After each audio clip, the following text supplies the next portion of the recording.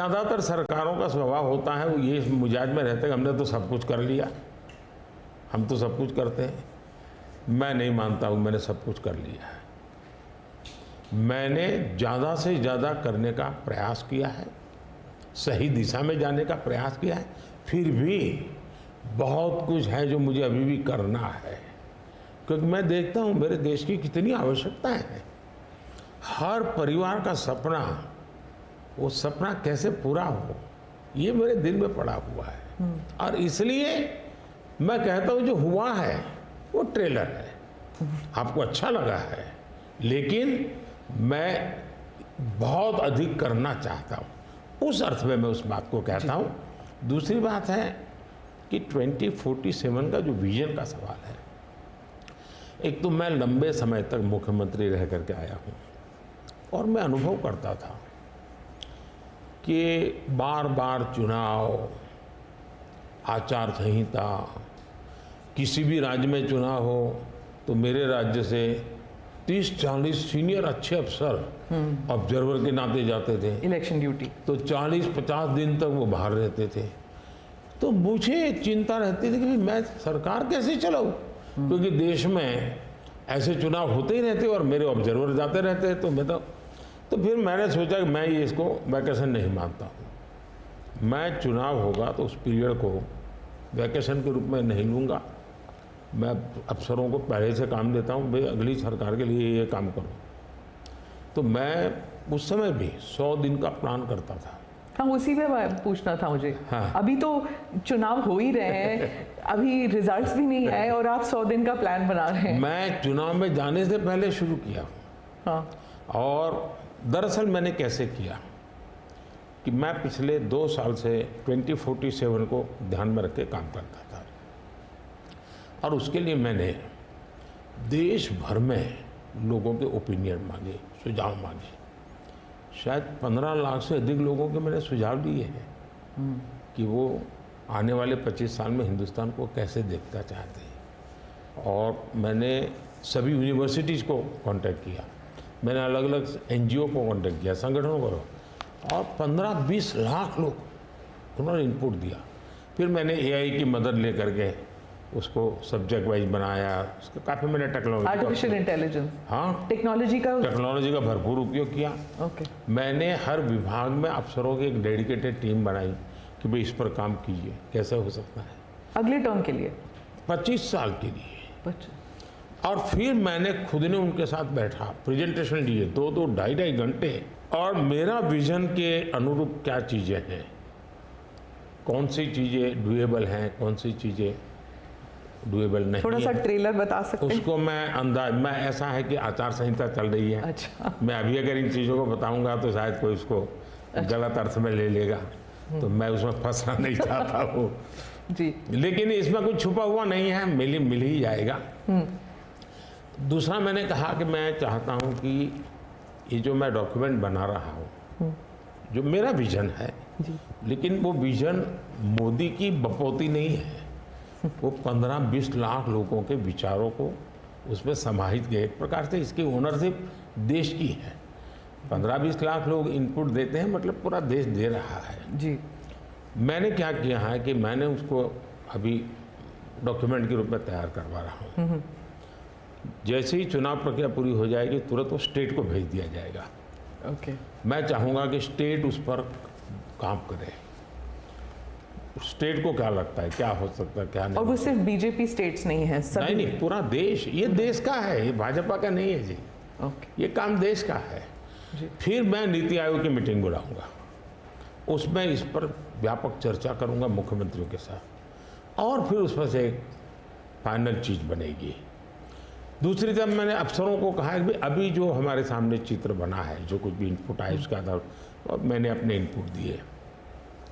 उसमें से मुझे 3 हिस्सों में काम करना है। एक, बीजेपी का जो मैनिफेस्टो आएगा उसमें से करणीय काम तुरंत कैसे ले सकते हैं। दूसरा, ये जो 25 साल का हमारा जो एक खाका बना है, जो मेरा अपना विजन है, अभी तो मैं चाहूँगा कि मुझे और भी उसमें क्रिटिकल इनपुट चाहिए मुझे। मैं ऐसा नहीं मानता हूँ कि सब कुछ मुझे ही समझ और मुझे ही दिखता है। कोशिश मैंने भारी की, मैंने काफ़ी समय लगाया इसमें। उसको मैं 3 हिस्सों में बांटा। एक 25 साल, उसके लाइट में मेरे नेक्स्ट 5 ईयर, और उसके लाइट में मेरे फर्स्ट 100 डेज। तो इस प्रकार से मैंने पूरा डिजाइन बना के अफसरों को काम पे लगा दिया है, क्योंकि मैं 1 मिनट भी गंवाना नहीं चाहता हूँ जी। अब आपको याद होगा 2019 में बहुत कम लोगों को ध्यान रहता है, उस समय भी मैंने 100 दिन का काम दे करके चुनाव के मैदान में गया था, और जब मैं वापस आया आर्टिकल 370 100 दिन में मैंने कर दिया। 3 तलाक से मेरी बहनों को मुक्ति दिला दी, पहले 100 दिन में किया। UAPA बिल सिक्योरिटी को लेकर के हमने 100 दिन में कर दिया। बैंकों का मर्जर बहुत बड़ा काम था, हमने 100 दिन में किया। इतना ही नहीं, पशु का टीकाकरण, ये कोविड के टीकाकरण की इतनी चल रहा है ना, मैं देश में पहली बार करीब 15,000 करोड़ रुपया लगा करके पशुओं के टीकाकरण का बड़ा अभियान चला रहा हूँ, और मैंने 19 में पहले 100 दिन में किया था। तो मैं 100 दिन क्या काम करना वो FIR नहीं करता, मैं बिल्कुल प्लानिंग करके उसको आधार पर आगे चलाता हूँ। मोदी जी, आपने एक टर्म कॉइन किया है जो बहुत ही लोकप्रिय हो गया है, मोदी की गारंटी। अब चुनाव के वक्त कई लोग कह रहे हैं कि क्या उम्मीदवार जो है वो नॉट इम्पॉर्टेंट है, वोट तो सिर्फ मोदी जी को जा रहा है क्योंकि मोदी जी की गारंटी है। तो इलेक्शन के दौरान ये सब टर्मिनोलॉजी इम्पोर्टेंट होता है। पहली बात है, उम्मीदवार ही नहीं, चुनाव में हर मतदाता इम्पोर्टेंट होता है। चुनाव में बूथ लेवल का कार्यकर्ता भी इम्पोर्टेंट होता है, कैंडिडेट भी उतना ही महत्वपूर्ण होता है। और इसलिए ये कह देना कि और किसी का महत्व नहीं होता है, ये वरना इतना बड़ा चुनाव हो ही नहीं सकता है जी, तो बहुत महत्व होता है। जहाँ तक गारंटी का सवाल है, आज हमारे यहाँ दुर्भाग्य से शब्दों के प्रति जो कमिटमेंट होना चाहिए वो एक प्रकार से लग रहा है कि ये तो चलते का नाम गाड़ी, कुछ भी बोल दो, कहीं पर भी बोल दो, कोई जिम्मेवारी नहीं।